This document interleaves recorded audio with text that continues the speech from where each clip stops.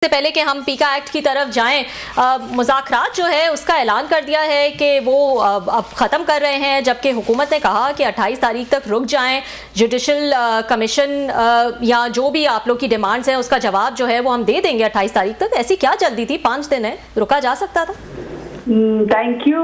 देखिए, सिंपल सी बात है कि जो खान साहब ने एक बड़ी पावरफुल कमेटी बनाई, और ये तब बनाई खान साहब ने जब खान साहब 30 दिन के बाद जो है सॉलिटरी कन्फाइनमेंट से निकले थे, और खान साहब के ऊपर कोई भी जो एक फंडामेंटल राइट्स किसी कैदी के होते हैं वो सब खत्म कर दिए गए थे।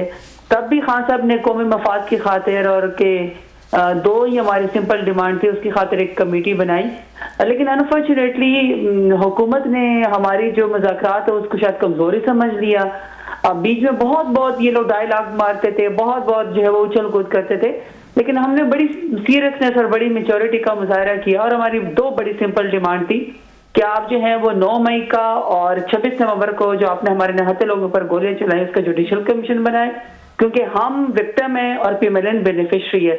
लेकिन फैसला ना हम करें ना वो करें, बल्कि इसका ऐसा करें कि एक सीनियर जजेस के ऊपर जो है वो एक कमेटी बना दे जुडिशल कमीशन, जो वो फैसला करे और ताकि कौम आगे बढ़े। और अंडर ट्रायल जितने भी हमारे कैदी खान साहब समेत उन सब की जो जमानत उसमें रोड़े ना अटकाएं, जुडिशरी को प्रेशराइज मत करें। तो अनफॉर्चुनेटली कल आपको पता है कि शहजादा हामिद रजा साहब जो इस कमेटी के तर्जमान भी हैं, कमेटी का हिस्सा भी हैं, कल वो जो फैसलाबाद गए तो उनके मदरसे के ऊपर और उनके उस पूरे चार दीवारी के ऊपर पुलिस आई, पंजाब पुलिस।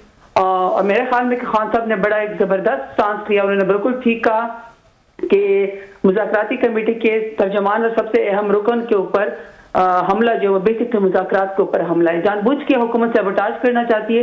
तो हुकूमत अगर सीरियस ही नहीं है, अगर हुकूमत कोई तरीका या जुडिशल कमीशन बनाना ही नहीं चाहती, भागना चाहती है, तो ठीक है, हम तो पहले 3 जो है वो सिटिंग कर चुके हैं। तो उसमें फिर यही हो सकता है कि हुकूमत सीरियस नहीं है तो हम फिर मुज़ाकरात को खत्म कर देते हैं। तो जरदार साहब, इसमें आपने 2 चीजें जो हैं वो कह दी हैं कि एक तो जुडिशल कमीशन हमारी डिमांड थी, वो अगर पूरी नहीं कर रहे वो तो इसलिए हम मुज़ाकरात खत्म कर रहे हैं। फिर आपने बात की कि हामिद रजा साहब का जो हमला हुआ उससे पता चलता है कि हुकूमत नॉन सीरियस है। तो वजह जो है वो ये है या फिर जुडिशल कमीशन की? क्योंकि अगर जुडिशल कमीशन वाली है तो अभी तक तो हुकूमत का तहरीरी जवाब नहीं आया। उन्होंने कहा है कि 28 तक वेट कर ले।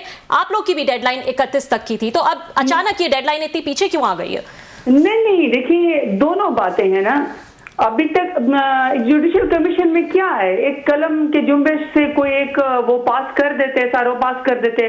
ये तो कोई ऐसी बात नहीं है कि कमीशन नहीं बन सकता था। कमीशन पाकिस्तान के अंदर बनते रहते हैं, दुनिया में भी बनते रहते हैं। लेकिन मेरा ख्याल तो यही है कि अनफॉर्चुनेटली पीएमएलएन इसलिए संजीदा नहीं है जुडिशल कमीशन बनाने में कि आखिर में खुरा इन्हीं की तरफ निकलेगा ना, क्योंकि बेनिफिशियरी 9 मई को देखें, 9 मई में हमारा सिंपल स्टांस है। आप मीडिया भी इस बात के गवाह हैं कि जो प्रेस कॉन्फ्रेंस करके इन्होंने कहा कि फलाना पीटीआई का शख्स 9 मई के अंदर इन्वॉल्व था, और तो उसने जब प्रेस कॉन्फ्रेंस की वो पीएमएलएन के वजीर और मुशीर बन गए। मुझ समेत, खान साहब समेत जितने भी लोग पीटीआई के साथ लाए लोग हैं, हम अभी भी दहशतगर्द हैं इनकी नजर में, हमें अभी भी एंटी स्टेट समझा जाता है। तो चेरी पैकिंग तो नहीं हो सकती है ना। तो हुकूमत संजीदा ही नहीं है। फिर 26 नवंबर को जब निहत्थे लोगों के ऊपर गोलियां चलाई तो ये कितनी तकलीफ दे बात है कि अब ये हुकूमत मानने को ही तैयार नहीं है, डिनाइल में जाने को तैयार है। आज भी इन्होंने standing committee for interior committee में शोहदा का मजाक उड़ाने की कोशिश की कि ये तो सिर्फ 14 थे। सिर्फ 14 मजाक है? 14 लोग आपने शहीद कर दिए, वो किसी के तो प्यारे थे। हमारी पीटीआई को तो फख्र है उन शोहदा के ऊपर, शहीद जमहूरियत है।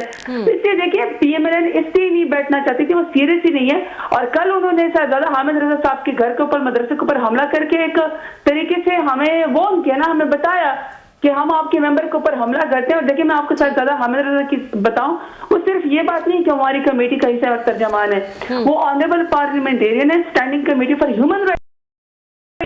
आप स्टैंडिंग राइट के ह्यूमन राइट्स की कमेटी के चेयरमैन के ऊपर हमला कर रहे, तो आप मुझे बताएं कि इस मुल्क में फिर कौन महफूज है? तो मेरे ख्याल में दोनों ही बातें हैं कि पीएमएलएन जो है वो इस मुज़ाकरात से भाग रही थी, सीरियस ही नहीं है, क्योंकि खुरा इन्हीं की तरफ निकलेगा। ये खुद ही शरीक जुर्म होंगे असल में।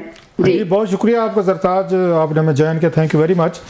अभी आपने बड़े जो बात की, मैं आपसे एग्री करता हूँ, ये मेरा भी स्टांस ये रहा है, कई दफ़ा मैं इस पे कह भी चुका हूँ अपने प्रोग्राम में कि हुकूमत अगर चाहती थी, ये दो इतनी बड़ी डिमांड्स नहीं थी, मानी जा सकती थी। ये पीटीआई ने, इमरान खान साहब ने बहुत ज़्यादा फ्लेक्सिबिलिटी दिखाई। जो 22 या 24 नवंबर को आपकी डिमांड थी, उसके मुकाबले में ये दोनों डिमांड जो हैं ये इतनी सख्त नहीं है, बड़ी फ्लेक्सिबिलिटी थी। तो हुकूमत चाहती दोनों काम कर सकती थी, कैदियों को रिलीज़ भी कर सकती थी, पहले पार्डन भी किया, उन्होंने बहुत सारों को किया भी सही, बाकियों को भी साल साल 1.5 साल बेचारे भुगे चुके थे, वो भी रिलीज़ हो सकते थे। तो कमीशन भी बन सकता था, 2014 में भी बनाया था, धांधली पे तो कौन सी मतलब क़यामत आ गई। तो इससे साबित हुआ कि हुकूमत जो है, मेरा ख्याल है वो पहले दिन से सीरियस नहीं थी। एक तरफ तो ये है, तो दूसरी तरफ हम ये भी देखते हैं कि जब ये मुज़ाकरात हो रहे थे, हामिद रज़ा साहब जैसे और बहुत सारे बैरिस्टर गौर हैं, उमर अयूब हैं, सलमान अकबर राजा साहब हैं, वेरी डिसेंट मतलब सारे लोग हैं आपकी पार्टी के, ये मुज़ाकरात कर रहे थे। तो इमरान खान साहब ने दो बड़े बम्बास्टिक किस्म के सख्त उन्होंने ट्वीट्स किए। तो मेरी ये भी रहे कि खान साहब भी शायद ये मुज़ाकरात में सीरियस नहीं थे, वो भी नहीं चाहते थे कि मुज़ाकरात सीरियस, ना हुकूमत सीरियस थी ना खान साहब थे। अदरवाइज तो खान साहब को अगेन थोड़ा खामोश रहना चाहिए था कि जब तक पार्टी उनकी मुज़ाकरात कर रही है। डू यू थिंक कि अगेन दोनों साइड जो है वो सीरियस नहीं थी मुज़ाकरात को? क्लासेस साहब, मैं विद यूर रिस्पेक्ट इसलिए कॉन्ट्रडिक्ट करूंगी जी। कि देखिए, खान साहब के पास और कौन सा रास्ता है? आप एक शख्स से सख्त ट्वीट के ऊपर ये कह रहे हैं कि उनको नहीं करनी चाहिए थी, लेकिन अगर आप ये भी देखोगे कि उस शख्स का आपने छोड़ा क्या है? आपने एक एक्स प्राइम मिनिस्टर है जिसने पाकिस्तान का दुनिया में नाम रोशन किया, और उसका बदतरीन मुखालिफ भी कह सकता है कि खान साहब ने कभी भी करप्शन नहीं की है। हो सकता है कि आपको हमारी पॉलिटिक्स से या किसी को खान साहब की पॉलिटिक्स से कोई तजाद होगा, और ये जमहूरियत है, आपको हो सकता है डाइसेंडिंग वॉइस, लेकिन खान साहब के ऊपर कोई उंगली नहीं उठा सकता। लेकिन अजीब बात ये कि फिर जिस तरह खान साहब की बेगम साहिबा को इद्दत केस के अंदर घसीटा गया, जिससे पूरे पाकिस्तान की खवातीन का अफेंड हुई, मजाक उड़ाया गया खवातीन का, वो बातें शर्मनाक बातें कोर्ट्स में की गई जो नहीं करनी चाहिए थी। और सबको पता था कि ये पीएमएलएन के दिल की बड़ास है कि किसी तरह खान साहब को झुकाने के लिए कैरेक्टर असैसिनेशन की जाए।